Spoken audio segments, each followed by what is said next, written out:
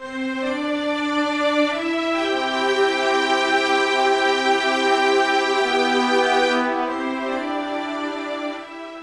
speaking, and welcome to this video. Right, where is my Eldar Codex? Well, I don't actually have it still. So I just want to have a chat really about why that is, and just a general chit chat, update, ramble, whatever you want to call it. So I've been meaning to make this video actually for a good few weeks, ever since HeresyProducktionz made his video about the Eldar Codex and the fact that he may potentially skip the Codex and just paint as Eldar instead. A lot of stuff that he said in there actually reflected how I was thinking or feeling. I'll put a link to that video in the description below. So I didn't make a video response straight away. I sort of held off for a few weeks, thinking that maybe, you know, I'd change my mind, etc. But I'm still here in the same position without the Codex. Now it's fair to say that I did draw some money out to buy the Codex, but as it was that weekend I had a wedding reception to go to. I had to buy a present for that instead. So obviously money has a big factor, one reason why I haven't got the Codex, but not just that. It's the fact that the Codex or the army is now like really good, it's really powerful, and at one point that would have made me want to play and buy that army, but not at the moment. At the moment I don't need a powerhouse Codex.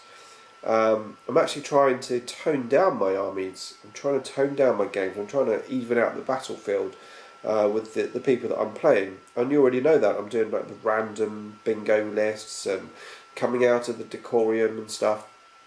So I'm sort of, as I said, toning down my armies.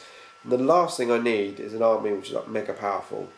Okay, I could probably not make it powerful by taking different units, although judging from the reviews it almost seems like there's not a bad unit in the Codex.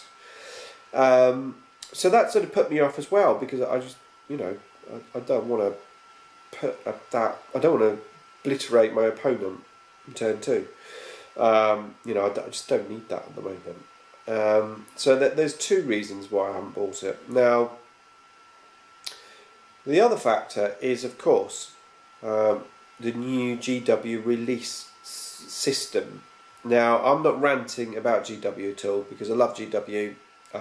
They're responsible for my hobby and for the stuff that I really enjoy doing. So I'm not putting GW down at all.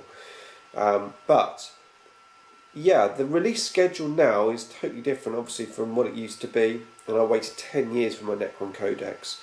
But with the release schedule as it is, I'm finding it really, really difficult to keep on top of things.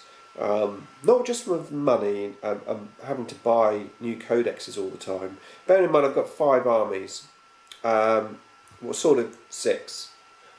I've got basically Necrons, Tyranids, Space Wolves, Chaos, an Eldar, but I split my Eldar actually, because I've got the Harlequins and normal Eldar.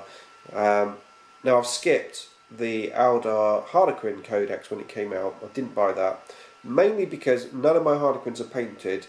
So I thought, well, why buy the Codex if I'm not going to play them? So I don't like playing non-painted minis now. I used to didn't mind, but that's when I was like guessing my armies together. But now I've got most of my stuff painted. I'd rather just play with the stuff that I've got painted.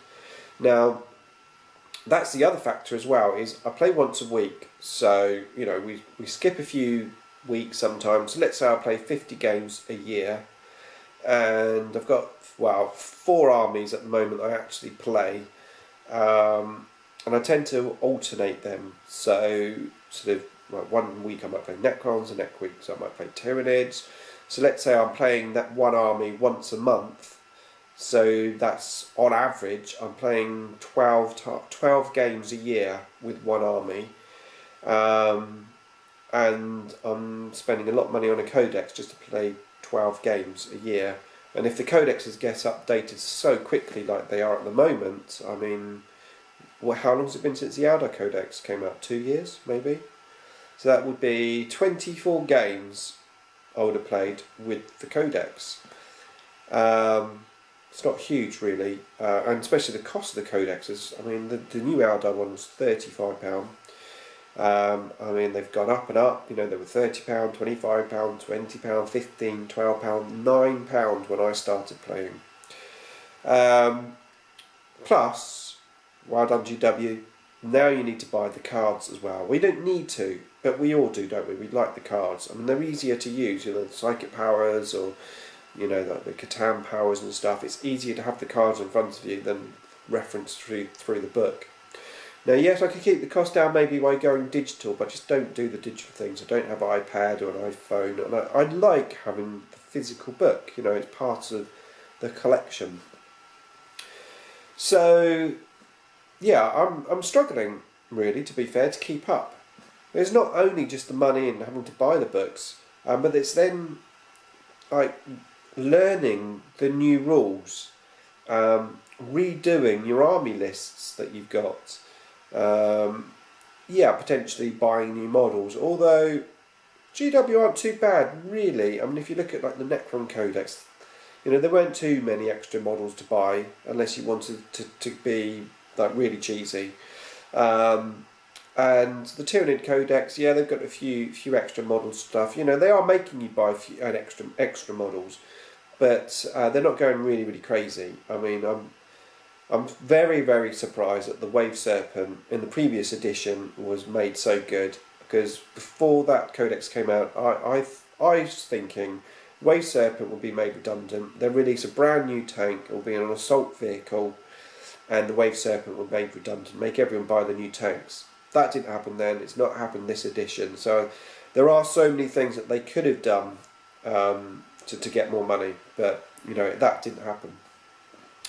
So, yeah, I'm just struggling to keep up really at the moment. It's money, it's time, it's investment of both, that for how many armies that I've got is really tough. I would recommend to anyone who's doing the hobby now to stick to 2 armies, because you know, the investment of time, the investment of money to keep those armies running, you know, 2, I mean, that would certainly be enough for me, I think. If I only had 2 armies, I think I'll be able to keep on top of it. 5 armies, it's very difficult. Yeah. So, that's it really. Like I said, I'm not dogging GW at all, because then I suppose you could almost have to say kudos to GW for actually putting their finger out and trying to make their business work, trying to sell as many models as they can, because that's what they're there for really at the end of the day. And if they're releasing a codex every 10 years, how many codexes are they going to realistically sell? How many models are they going to realistically sell? If they're producing them every 2 years, well, they're going to sell a lot more, aren't they? Let's face it. Slightly concerning that 7th edition is getting fairly old now in GW terms. I mean, what is it, a year or so? I mean, who knows when 8th edition is going to come out, and the rumours of fantasy and 40k joining one rule book and stuff. Yeah, it's exciting times, but it's also incredibly difficult to keep up, and that's coming from me, who's like, you know, 40k is my life, and I'm finding it difficult to keep up. So I can imagine anyone who's like flitting around the hobby just here and there, coming in and out of it. Wow, that must be difficult for them, you know, as well. So there you go. I will definitely buy the codex at some point, because I can't live without. I can't live with a gap in my collection. You know, if I had like the previous couple of codexes and then I missed one and then I got the next codex, it's like I've got a gap there. You know, I couldn't do that. So I will get the codex, hopefully sooner rather than later, and you know, I will get my army on the table. But I'm in no rush to do that really, because, well, it's just too much to keep on top of, basically. Yeah, so that is it. That's for this little ramble. Hopefully you enjoyed the video. I look forward to your comments as usual below, and as always, thanks for watching.